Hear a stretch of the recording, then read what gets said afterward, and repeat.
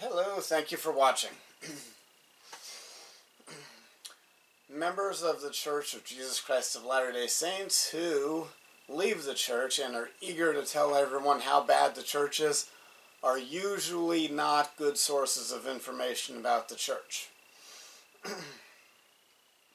I don't try to find everyone of that category. Maybe there's some out there that are honest about what the church believes. But I've seen some people that really were not good sources of information. Now, why was I thinking about that? The Young Women's theme recently got changed. The Young Women's theme, Young Women's of the Church of Jesus Christ of Latter-day Saints, the theme is a short statement that they say frequently that summarizes beliefs. I never memorized it, since I was never a young woman, but I've heard it a few times. And when I was a missionary, the missionary's apartment, right before I got there, was used as the church building. And the missionary's bedroom was one of the classrooms. And so I went to sleep with the young woman virtues and values on the wall above me. The saying, well, it recently got tweaked a little bit. The old version was, "We are daughters of our Heavenly Father who loves us and we love Him. We will stand for truth." Okay, I didn't memorize it, but it's something like this, approximately. As we strive to live the young woman values, which are faith, accountability,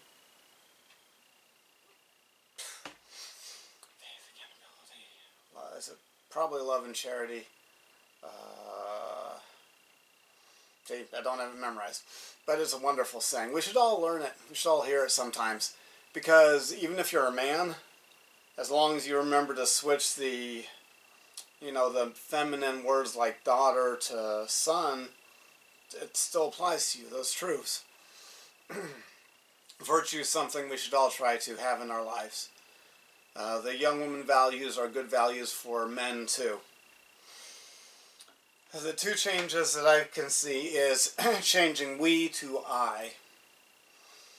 Before, it was talking about the whole group. Individuals in that group were that category, daughters of, but now when I say I, that might help it to be more personal to the person saying it. The other change is from Heavenly Father to Heavenly Parents. Parents, like two of them, like mother and father. And it's an interesting change. We probably have Heavenly Mother. It's not talked about in the scriptures a lot, but it's not a crazy idea that our father would have a wife.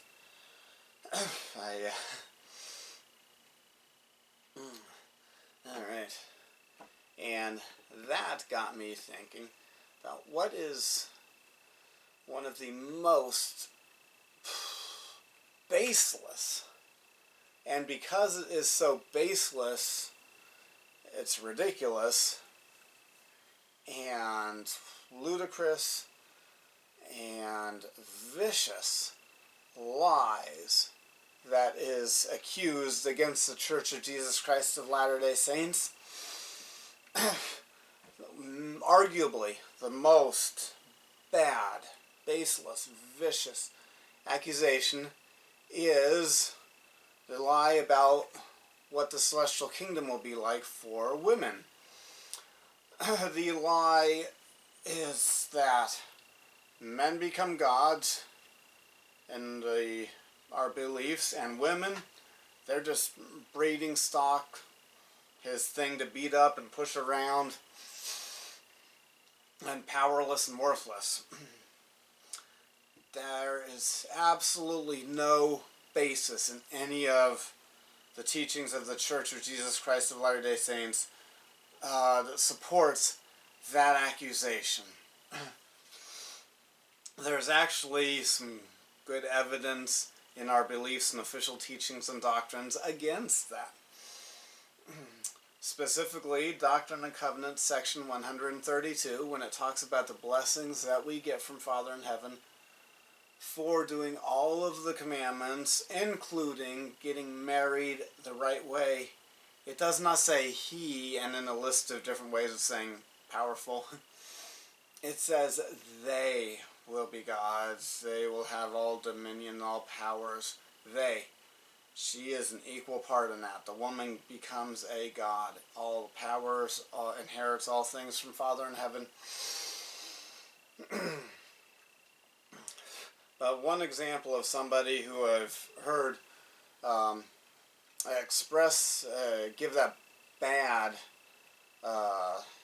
summary or accusation of our belief was an ex-member of the church, an apostate who goes around giving interviews about how she is saved now. And that got me thinking, apostates to our religion who are eager to go tell people, how often are they just clueless and they weren't paying attention?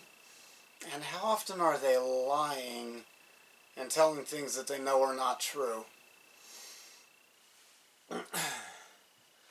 And yeah, so there's at least one person who I've seen give a talk who was honest about his background. Lying is a bad thing. I hope we can all agree on that. We'll have a hard time having a conversation if you think it's alright for people to lie about any religion. There's no good excuse for that. If somebody gets onto a radio show or a television show as the guest on that show, guest expert about any religion, and the evidence that they're supposedly an expert is they're an ex-member of it, they have a moral duty to not lie. And if you make yourself seem like an expert when you're not, that's lying. If somebody did not know the teachings of the church, they were just a member on the books, but they weren't actually going to the meetings or reading that religion's scriptures, then they should not go, get speaking gigs and television interviews because they are an ex-fill-in-the-blank of whatever that religion is. But some people who are former members of the Church of Jesus Christ of Latter-day Saints, they do that.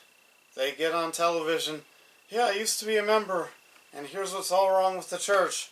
And then they spew forth lies. There's a YouTube channel, it's Franciscan University of Steubenville, that's got at least a couple of videos that I recommend. One of their videos I did not watch in its entirety, but I got the start of it. It was about my religion. The person doing the talking was an ex-member of my religion. To this guy's credit, he starts off by letting you know he wasn't very active in the church. He didn't go to church much. His parents didn't go to church much. He was a member, but he wasn't going to church much.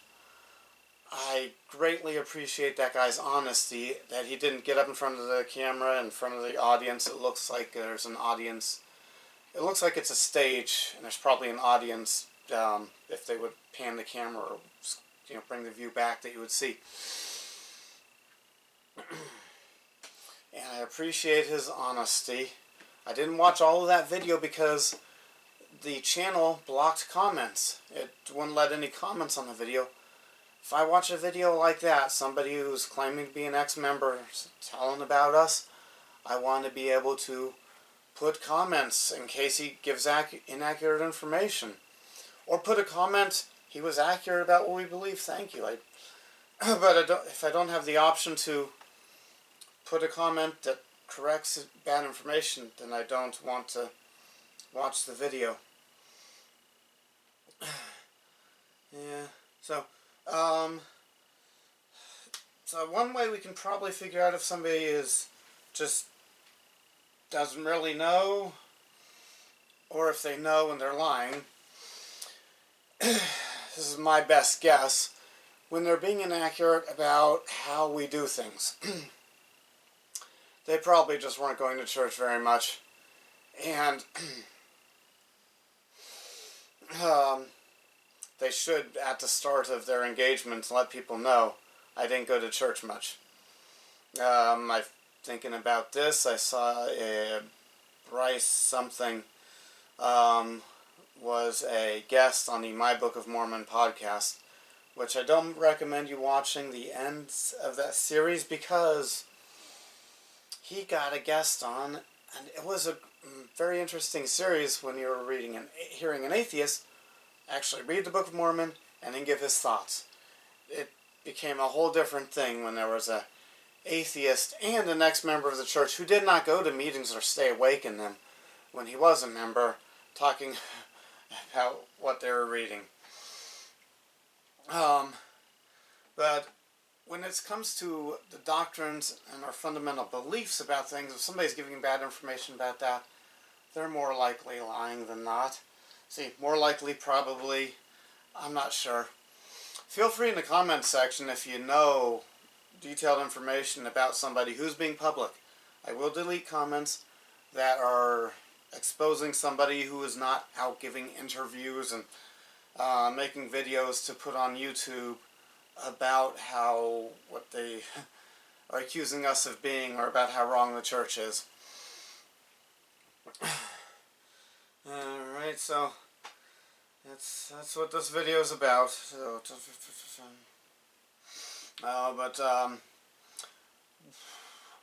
one way that you can know that somebody's a really bad source of information is if they use the exact wording of our antagonist. Members of the Church of Jesus Christ of Latter-day Saints do not expect to be their own God of their own planet. We never say that. As soon as somebody says that the Mormon men expect to get their own planet and be their own God, you know they're not giving you honest information or an accurate assessment of us. That's what one of the things that I've seen, what was her name? Lynn Wilder, I think was her name, say. Lynn Wilder is a really bad source of information about the Church of Jesus Christ of Latter-day Saints. I've seen a little bit of her son, who led the family into the apostasy that they're in. He's also a bad source of information. And they're bad sources of information about what the Bible teaches. The Bible very clearly is full of commandments, full of warnings from God about judgment. And the Bible makes clear having faith and believing in Jesus Christ means you do things. Faith without works is dead. Faith and belief are synonyms.